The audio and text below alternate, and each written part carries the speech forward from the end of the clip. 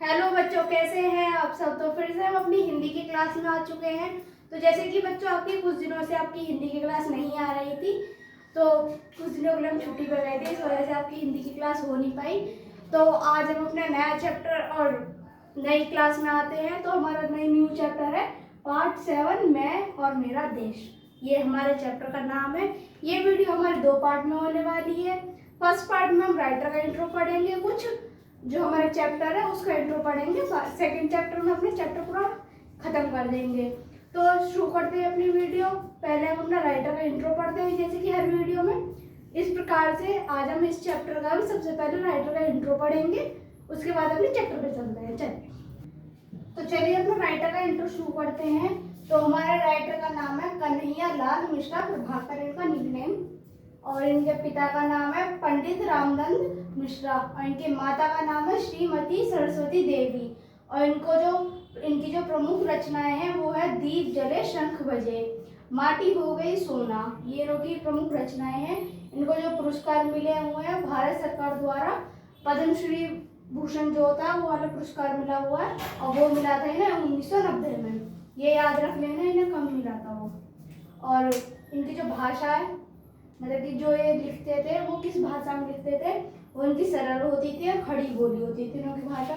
इनों का जन्म हुआ था 29 मई 1906 ईस्वी, देवबंद सहारनपुर उत्तर प्रदेश में इनका जन्म हुआ था। और इनका जो निधन हुआ था वो होता 9 मई 1995 को इनकी मृत्यु हो गई थी।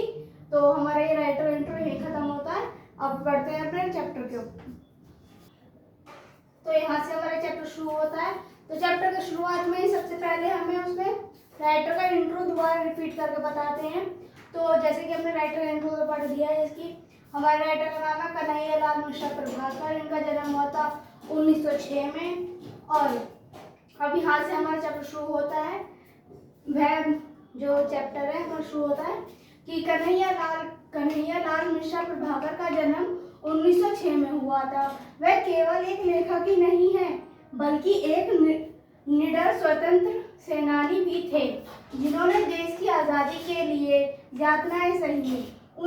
उनकी लेखनी की मुख्य विशेषता यह है कि वे एक सामान्य व्यक्ति के जीवन को राष्ट्रीय के व्यापक संदर्भ में से जोड़ते हैं। मतलब कि जब वो कुछ भी चीज़ें लिखते हैं तो उसकी सबसे बड़ी विशेषता यही होती है कि जब वो किसी भी चीज़ को लिखने से पहले जो सामान्य लोग होते हैं, मतलब ना ज़्यादा अमीर ना ज़्यादा गरीब, जो नॉर्मल लोग होते हैं, उन लोगों का जो विचार होता है, उनकी जो सोच होती है, उन सभी को सामने प्रकट करते हुए और जो राष्ट्र है उसके सामने दिखाते हैं कि मतलब कि इन लोगों की सोच क्या है। इन सभी को जोड़ते हुए वो जो भी कोई लेखन लिखना होता है वो उसको शुरू करते हैं और एंड भी वो उसी चीज़ पर करते हैं।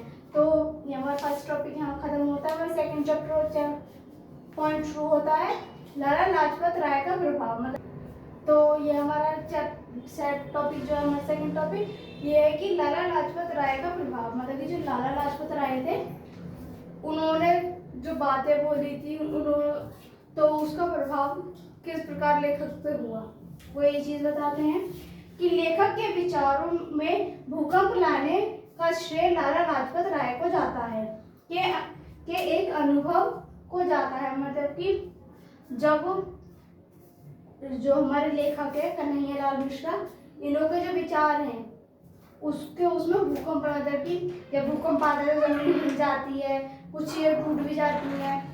तो उसी प्रकार जो हमारे लेखक के जो विचार थे उन सभी को हिला देने वाली जो सोच थी उसका श्रेय लेखक देते हैं लाला लाजपत राय के एक अनुभव को देते हैं।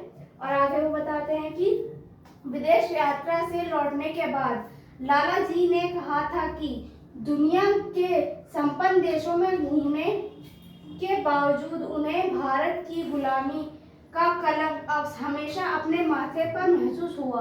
मतलब कि जो हमारे लाला लाजपत राय हैं वो कहते हैं कि जब वो मतलब कि जो विदेश यात्रा करके जो दोबारा भारत आते हैं, तो जब वो बोलते हैं कि मैं देश के मतलब दुनिया के कई संपन्न देशों में मैं घूमा हूँ, लेकिन जो हमारा भारत जो गुलामी में जी रहा है, इसका जो गुलामी का जो कलंक है वो हमेशा अपने माथे पर महसूस करते हैं। तो जब वो इस बात को बोलते हैं, इस कथन को बोलते हैं, तो इस कथन ने लेखक को यह सोचने पर मजबूर किया कि जब तक देश स्वतंत्र और सम्मानित नहीं है, तब तक व्यक्ति की व्यक्तिगत सफलता भी अर्थहीन है। मतलब कि ये जब लाला जी ने जो एक कथन कहा था कि मैं बहुत सारे देशों में घूमा हूँ, जो पूरी दुनिया के कितने भी संपन्न देश हैं उन सब में घूमा हूँ, लेकिन जब मैं लौट कर दोबारा अपने भारत में आता हूँ तो मैं देखता हूँ कि मेरा भारत गुलामी में जी रहा है।